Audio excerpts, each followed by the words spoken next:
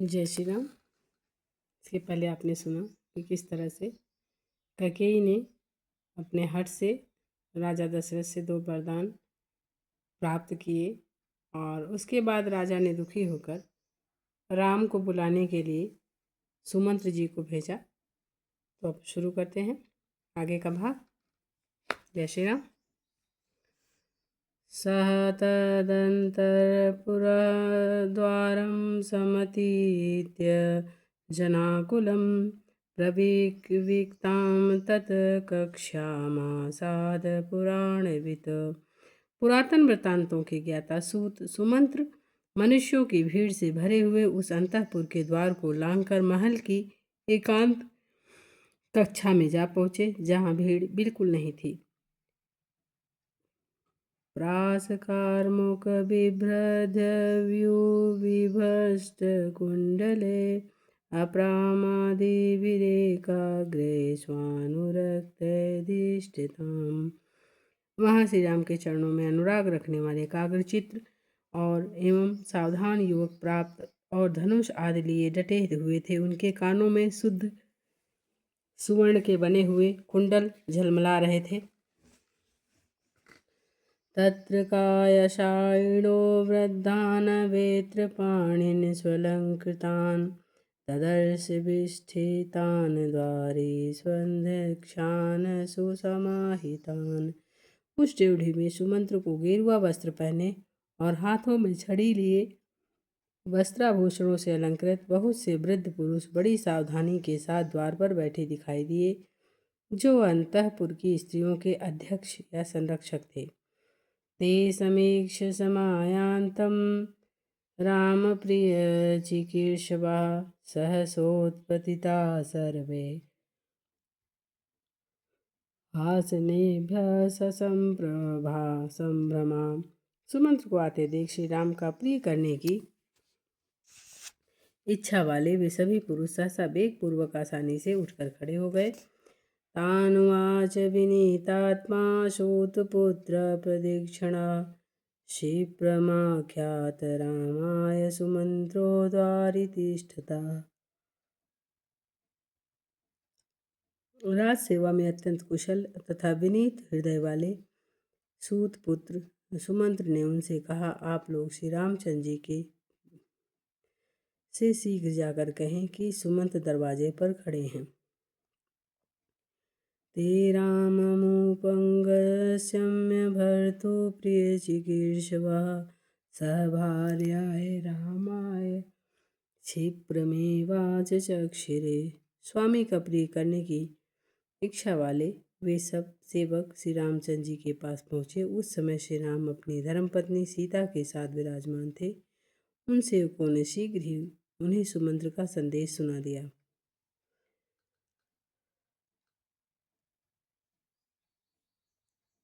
प्रतिवेदितमाज्ञाय सूतमभ्यन्तरं पितुः तैत्रैवानाय मायास राघव प्रियकाम्यया। द्वार रक्षकों द्वारा दी हुई सूचना पाकर श्री राम ने पिता की प्रसन्नता के लिए उनके अतरंग सेवक सुमंत्र को वहीं अंतःपुर में बुलवा लिया।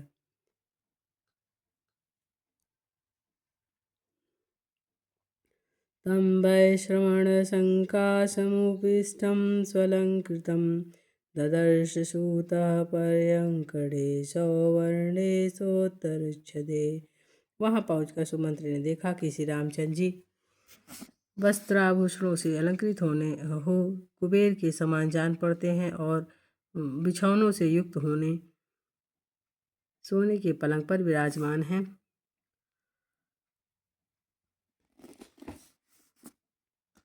वारारुधिराभेण शुचिना च सुगन्धिना अनुलिप्तं पर्याघ्रेण चन्दनेन परन्तपम्।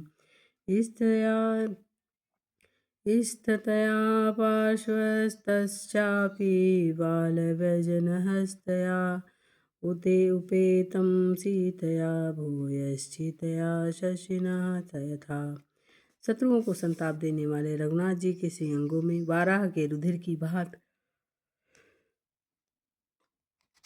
लाल और पवित्र सुगंधित उत्तम चंदन का लेप लगा हुआ है।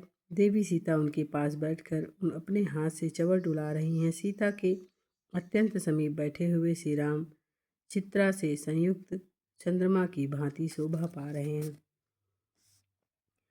तं तपन्तमिवादात्यवादित्यमुपपन्नं स्वतेजसा ववन्दे वरदं वन्दे विनज्ञो विनीतवत्।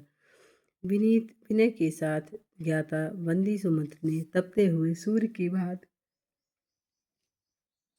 अपने नित्य प्रकाश से संपन्न रहकर अधिक प्रकाशित होने वाले वरदायक श्री राम को विनीत भाव से प्रणाम किया। प्राञ्जलि सुमुखं दृष्ट्वा विहारशयनासने राजपुत्रमुवाचेदं सुमंत्रो राजसंस्कृतः। विहार कालिक शयन के लिए जो आसन था, उस पलंग पर बैठे हुए प्रसन्न मुख वाले राजकुमार श्री राम का दर्शन करके राजा दशरथ द्वारा सम्मानित सुमंत्र के हाथ जोड़कर इस प्रकार कहा। कौशल्या सुप्रजा राम पिता त्वां दृष्टुमिच्छति महिष्यापि कैकेय्यागम्यतां तत्र माचिरम्। श्री राम आपको पाकर महारानी कौशल्या सर्वश्रेष्ठ संतान वाली हो गई हैं। इस समय रानी कैकेयी के पास बैठे हुए आपके पिताजी आपको देखना चाहते हैं, अतः वहाँ चलिए और विलंब ना कीजिए। एव मुक्तस्तु संहस्तो नरसिंहो महाद्युति ततः सम्मानयामास सीतामिदमुवाचः। सुमंत के ऐसा कहने पर महातेजस्वी नरश्रेष्ठ श्री राम ने सीता जी का सम्मान करते हुए प्रसन्नतापूर्वक उनसे कहा। देवी देवे देवश्च देवी च समागम्य मंत्रियेते ध्रुवं किंचिदभिषेचनं सहितम्। देवी जान पड़ता है कि पिताजी और माता कैकेयी दोनों मिलकर मेरे विषय में कुछ विचार कर रहे हैं। निश्चय ही मेरे अभिषेक के संबंधित कोई बात होगी। लक्षित्वाभिप्रायं प्रियकामा सुदक्षिणा संचोदयति राजानं मदर्थमसि तीक्ष्णा। मेरे अभिषेक के विषय में राजा के अभिप्राय को लक्ष्य करके उनका प्रिय करने की इच्छा वाली परम उदार एवं समर्थ कजरारे नेत्रों वाली कैकेयी मेरे अभिषेक के लिए ही राजा को प्रेरित कर रही होंगी। सा प्रहस्ता महाराजमहितकामानुवर्तिनी रजनी चार्था कामा में कैकेय्याधिपति सुता।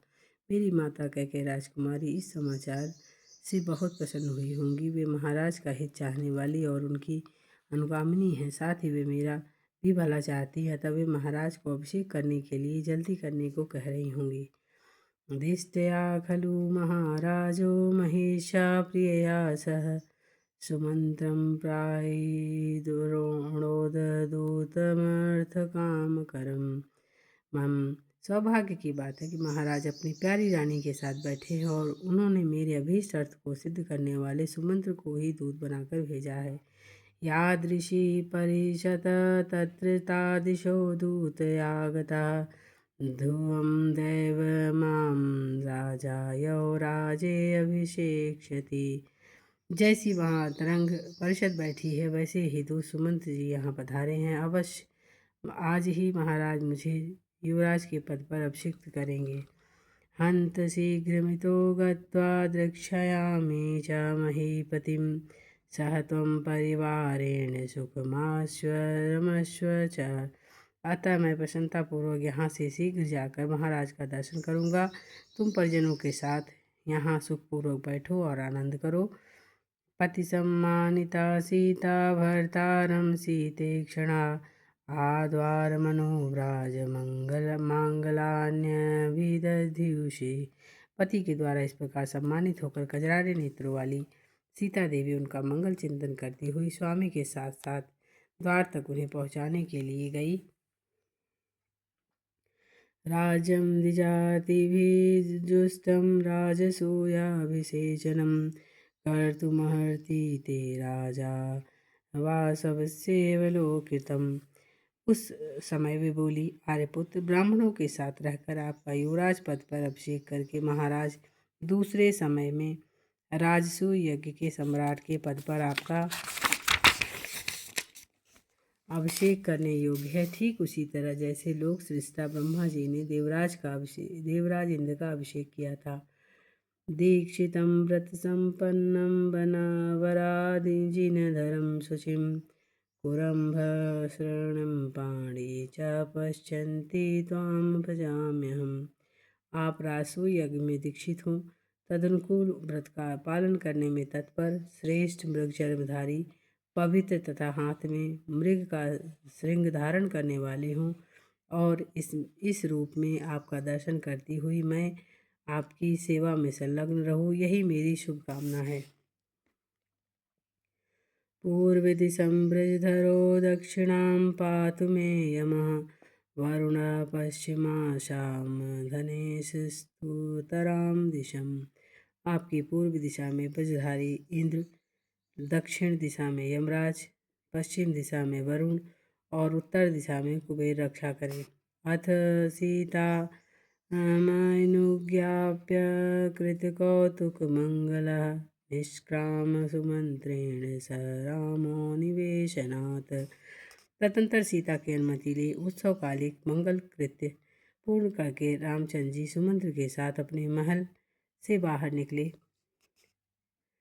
पर्वतादित्य निष्क्रम्य सिंहो गिरिगुहाशयः लक्ष्मणं द्वारिशोऽपश्यत् प्रहाञ्जलिपुटं स्थितम्। पर्वत की गुफा में शयन करने वाला सिंह जैसे पर्वत से निकल कर आता है, उसी प्रकार महल से निकलकर श्री रामचंद्र जी द्वार पर लक्ष्मण को उपस्थित देखा तो विनीत भाव से हाथ जोड़े खड़े थे। अथ मध्यमकाङ्क्षायां समागच्छत् सुहृजने स सर्वान् धेनो दृष्ट्वा समेत्य प्रतिनन्द्य च तत् पावकसङ्काशमारुरोह रथोत्तमं व्याघ्रं पुरुषव्याघ्रो राजितं राजनंदनम। तदंतर मध्यम कक्षा में आकर उन्होंने वे मित्रों से मिले। फिर प्रार्थी जनों को उपस्थित देखकर उन सब ने मिलकर उन्हें संतुष्ट करके पुरुष सिंह राजकुमार श्री राम व्याघ्रचर्म से आवृत, शोभाशाली और अग्नि के समान तेजस्वी उत्तम रथ पर आरूढ़ हुए। मेघनाद संबांधम मणिहेम विभूषितम मोष्णन्तिमेव चक्षुषी प्रभया मेरुवर्चसम्। उस रथ की घरघराहट मेघ की गंभीर गर्जना के समान प्रतीत होती थी। उसमें स्थान की संकीर्णता नहीं थी। वह विस्तृत था और मणि और सुवर्ण से विभूषित था। उसकी कांति सुवर्ण में मेरु पर्वत की समान जान पड़ती थी। वह रथ अपनी प्रभा से लोगों की आंखों में चकाचौंध सा पैदा कर देता था। करेणुशिशुकल्पैश्च युक्तं परमावाजिभिः हरियुक्तं सहस्राक्षो रतिमिन्द्रइवाशुगम्। उसमें उत्तम घोड़े जुते हुए थे, जो अधिक पुष्ट होने के कारण हाथी के बच्चों के समान प्रतीत होते थे। जैसे सहस्त्र नेत्रधारी इंद्र हरे रंग के घोड़ों से युक्त शीघ्रगामी रथ पर सवार होते हैं, उसी प्रकार श्री राम अपने उस रथ पर आरूढ़ होते थे। प्रययो तूर्णमास्थाय राघवो जलितः श्रिया सपर्जन्यैवाकाशे स्वनवानभिनादयन् निकेतान्यर्यो श्रीमान महाभ्रादिव चंद्रमा। अपनी सहज शोभा से प्रकाशित श्री रघुनाथ जी उस रथ पर आरूढ़ हो तुरंत वहां से चल दिए। वहां तेजस्वी रथ आकाश में गरजने वाले मेघ की भांति अपनी घर घर ध्वनि से संपूर्ण दिशाओं को प्रज्वलित करता हुआ महान मेघ खंड से निकलने वाले चंद्रमा के समान श्री राम के उस भवन से बाहर निकला।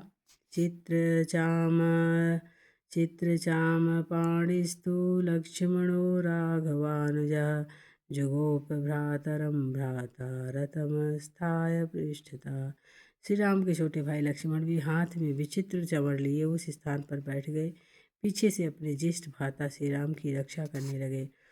ततो हलाहलाश्च शब्दस्तु मूलः समजायतः तस्य निष्क्रममाणस्य जनौघस्य समन्ततः।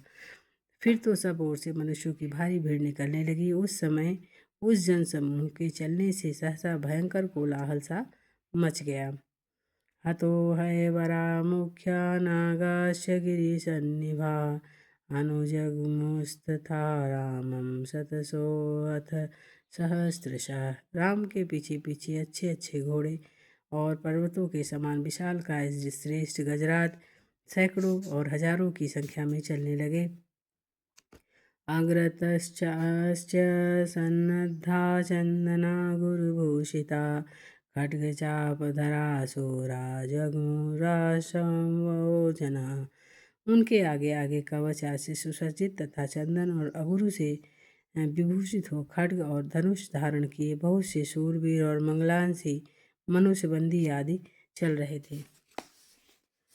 ततो वादित्रशब्दाश्च स्तुशब्दाश्च वादिनां सिंहनादाश्च शूराणां ततः शुशुवे व्यथि हम्यवातायनस्थाभिर्भूषिताभिषं तथा कीर्यमाणासु पुष्पोघैर्यो स्त्रीभिरिन्दम्।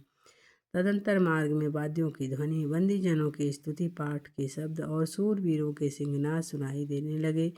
महलों की खिड़कियों में बैठी हुई वस्त्रभूषणों से विभूषित वनिताएं सब ओर से शत्रु दमन श्री राम पर ढेर के ढेर सुंदर पुष्प बिखेर रही थी। इस अवस्था में श्री राम आगे बढ़ते चले जा रहे थे। रामं सर्वान् वाद्यंगो रामपीशा ततः वचोभिर्गेमहम्यस्था क्षितिस्थाश्च वविन्दरे। उस समय अट्टालिकाओं और भूतल पर बैठी खड़ी हुई सर्वांग सुंदरी युवतियां श्री राम का प्रिय करने की इच्छा से श्रेष्ठ वचनों द्वारा उनकी स्तुति गाने लगी। नूनं नन्दन्ति ते माता कौशल्या मातृनन्दना पश्यन्ति सिद्धिमात्रं त्वां पितृराजमुपस्थितम्। माता को आनंद प्रदान करने वाले रघुवीर, आपकी यह यात्रा सफल होगी, आपको पैतृक राज्य प्राप्त होगा।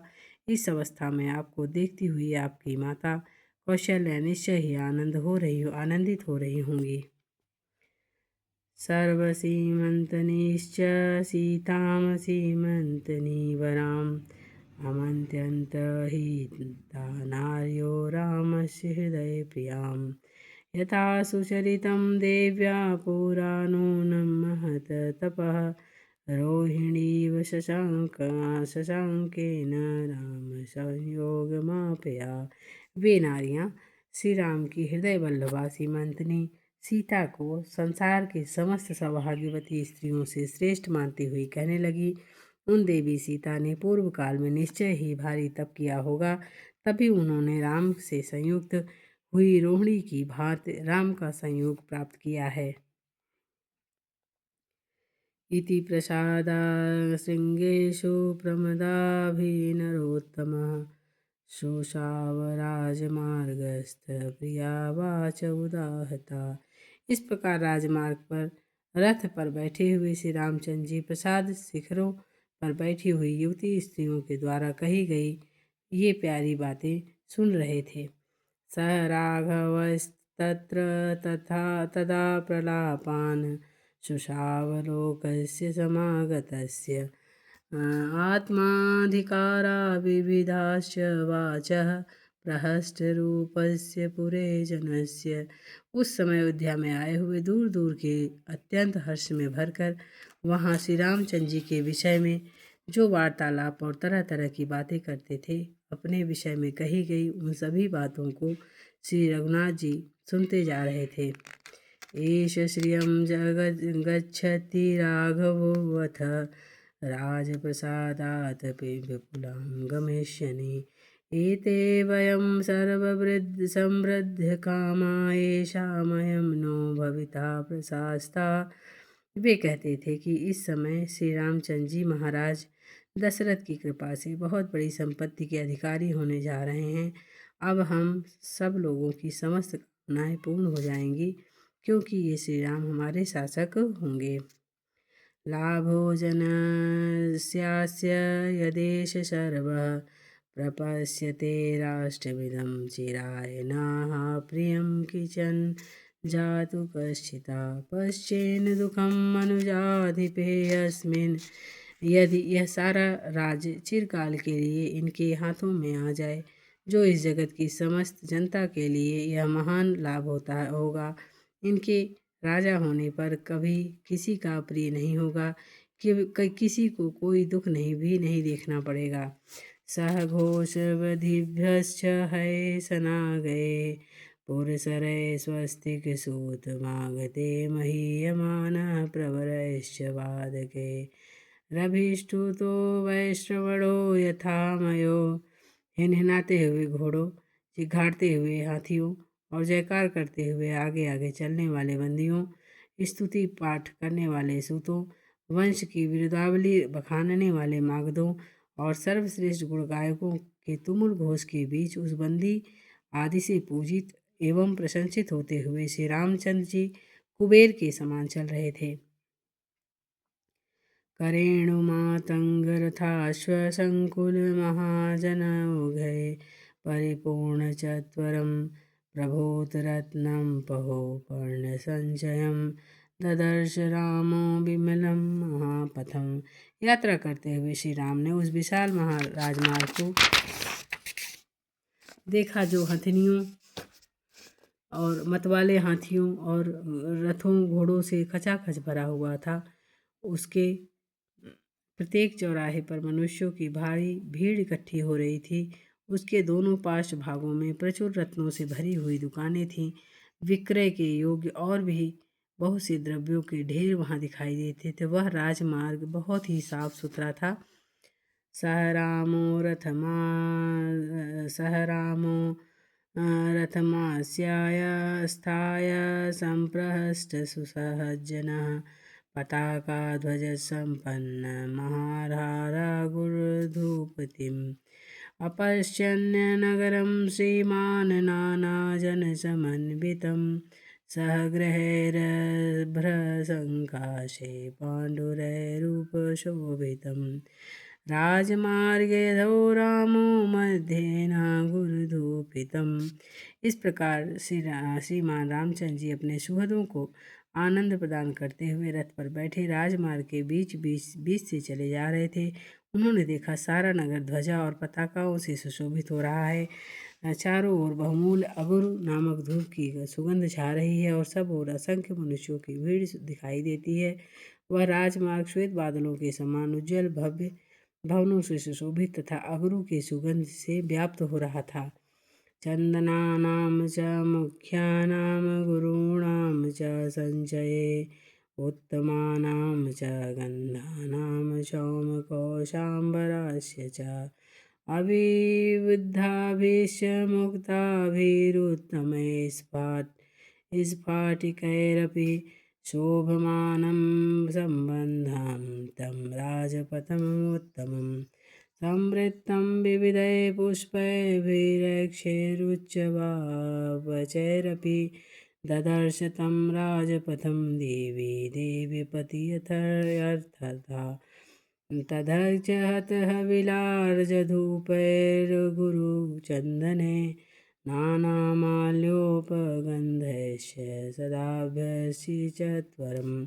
अच्छी श्रेणी के चंदनों, अगुर नामक धूपों, उत्तम गंधद्रव्यों, अलसी तथा सन आदि के रेशों से बने हुए कपड़ों और रेशमी वस्त्रों के ढेर, अनबिंधे मोती और उत्तम स्फटिक रत्न उस विस्तृत और एवं उत्तम राजमार्ग की शोभा बढ़ा रहे थे। वह नाना प्रकार के पुष्पों और भांति भांति के भक्ष्य पदार्थों से भरा हुआ था। उसके चौराहों पर दही, अक्षत, हविष्य, लावा, धूप, अगर, चंदन, नाना प्रकार के पुष्पहार और गंध द्रव्यों से सदा पूजा की जाती थी। स्वर्गलोक में बैठे हुए देवराज इंद्र की भांति रथारूढ़ श्री राम ने उस राजमार्ग को देखा।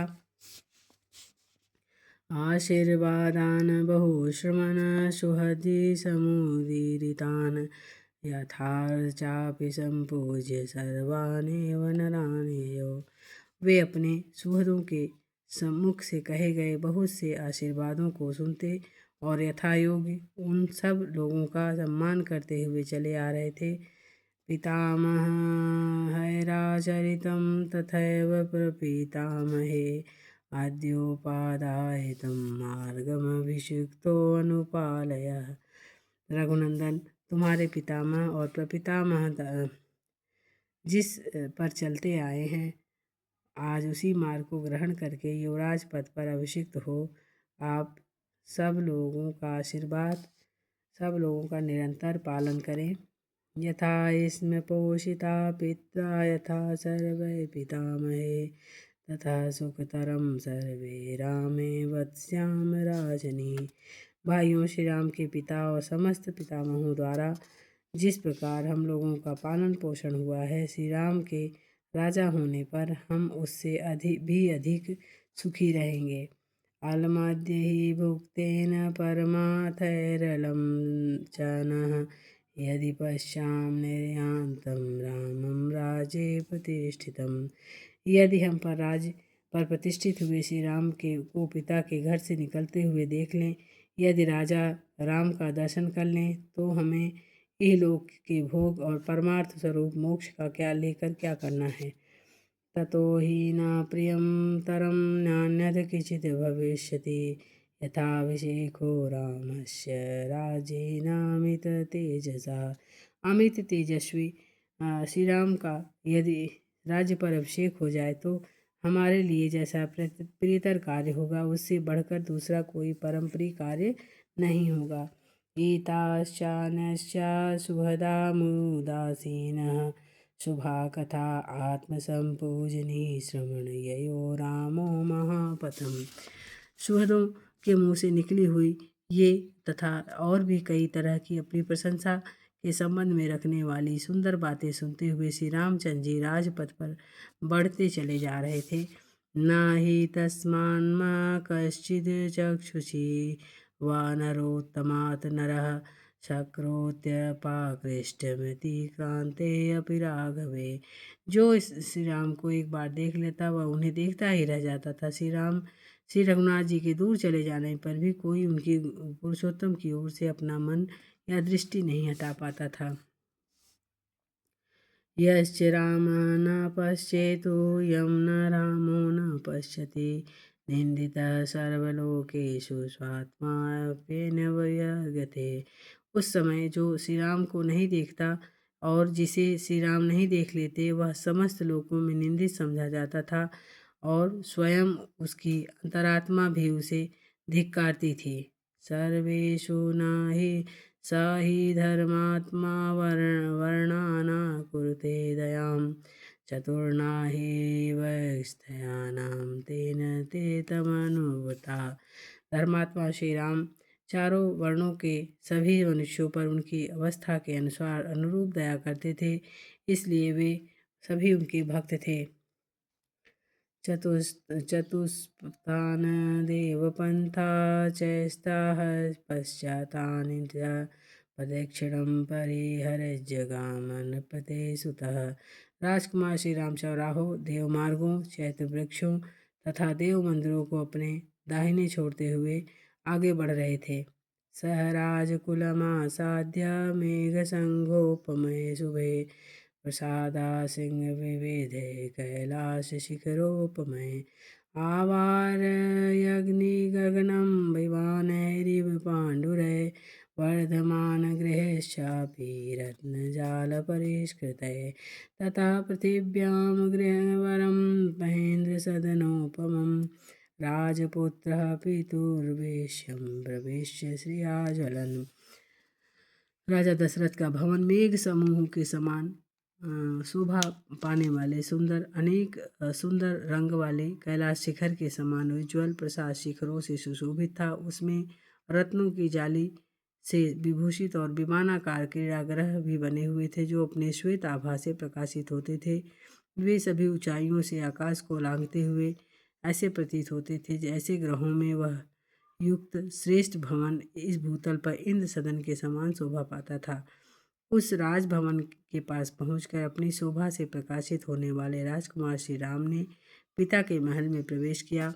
सकक्षान्धन्वीर्भिः गुप्ता स्त्रितो अतिक्रम्य वाजिभिः पदातिर्परे कक्षे ते जगाम नरोत्तमः। उन्होंने धनुर्धर वीरों द्वारा सुरक्षित महल की 3 ड्योढ़ियों को तो घोड़े जुते हुए रथ से ही पार किया, फिर 2 ड्योढ़ियों पे वे पुरुषोत्तम राम पैदल ही गए।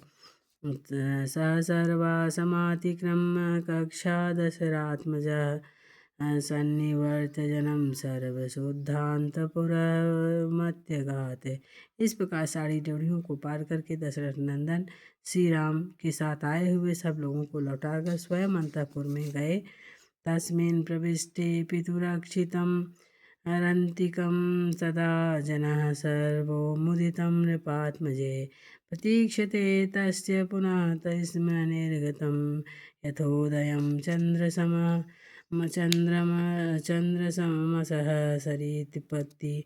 जब राजकुमार श्री राम पिता के पास जाने के लिए अंतःपुर में प्रविष्ट हुए, तब आनंद मग्न हुए सब लोग बाहर खड़े होकर उनके पुनः निकलने की प्रतीक्षा करने लगे।